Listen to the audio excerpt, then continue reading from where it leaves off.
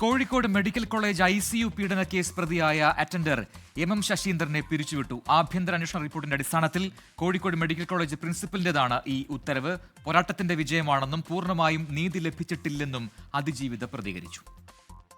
തീർച്ചയായിട്ടും സന്തോഷമുള്ള ഒരു കാര്യം തന്നെ. അത്രയും പോരാടിയതിന് ഒരു ഫലം ലഭിച്ചു എന്ന് തന്നെ പറയാം. കുറേ സമരം ചെയ്തു, എല്ലാ സ്ഥലത്തും പോയി മന്ത്രിമാരൊക്കെ കണ്ടു. അപ്പം അതിലൊരു നേരിയൊരു സന്തോഷം ഉണ്ട്. ഇപ്പം അയാൾ ജോലിയിൽ നിന്ന് പിരിച്ചു വിട്ടു എന്നുള്ളതല്ലേ ഉള്ളൂ. അല്ലാതെ ഞങ്ങൾ അയാൾ ചെയ്ത പ്രവൃത്തിക്കൊരു ശിക്ഷ കിട്ടണമെങ്കിൽ അത് കോടതി തന്നെ തീരുമാനിക്കണം. എന്തായാലും നമുക്കൊരു വിജയം കാണുന്നുണ്ടല്ലോ. കുറേ താമസിച്ചിട്ടായാലും നമുക്ക് അതിലൊരു വെളിച്ചം കാണുന്നുണ്ട്.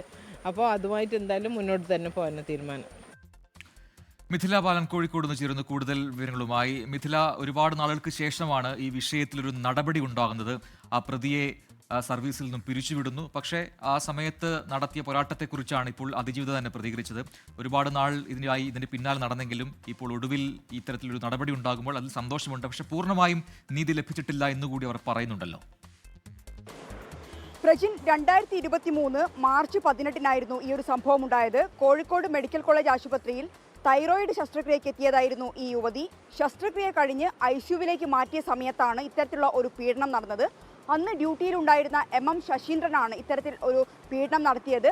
ഈ പ്രതിയെ പിന്നീട് അറസ്റ്റ് ചെയ്തിട്ടുണ്ടായിരുന്നു, സസ്പെൻഡ് ചെയ്തിട്ടുണ്ടായിരുന്നു. പക്ഷേ സർവീസിൽ നിന്നും പിരിച്ചുവിട്ടിട്ടുണ്ടായിരുന്നില്ല. ആശുപത്രി ആഭ്യന്തര വിഭാഗം നടത്തിയ അന്വേഷണത്തിൽ പ്രതി കുറ്റക്കാരനാണെന്ന് കണ്ടെത്തി. മാത്രമല്ല പിന്നീട് ഫോറൻസിക് വിഭാഗവും ഇതുമായി ബന്ധപ്പെട്ട അന്വേഷണം നടത്തിയിട്ടുണ്ടായിരുന്നു. അതിലും പ്രതി കുറ്റക്കാരനായി കണ്ടെത്തി. അതിനെ തുടർന്നാണ് ഇത്തരത്തിൽ പിരിച്ചുവിടാനുള്ള ഒരു തീരുമാനത്തിലേക്ക് പോയിട്ടുള്ളത്. പിരിച്ചുവിട്ടുള്ള ഈ ഉത്തരവിൽ പറയുന്നത് ഈ പ്രതി ചെയ്തത് അതീവ ഗൗരവമുള്ള ഒരു കുറ്റമാണ്. മാത്രമല്ല ഒരു സർക്കാർ ആശുപത്രിയിൽ, മെഡിക്കൽ കോളേജിൽ ഇത്തരം സംഭവങ്ങൾ ഉണ്ടാവാൻ പാടില്ലാത്തതാണ് എന്നും ഈ ഒരു ഉത്തരവിൽ പറയുന്നുണ്ട്. അതേസമയം തന്നെ ഈ അതിജീവിതയുടെ പ്രതികരണം എന്നത് സന്തോഷമുണ്ട്. ഇതുവരെ നടത്തിയ നിയമ പോരാട്ടത്തിൻ്റെ ഒരു വിജയം തന്നെയാണ് ഈ ഒരു സംഭവം, ഈ ഒരു നടപടി എന്ന് പറയുന്നു.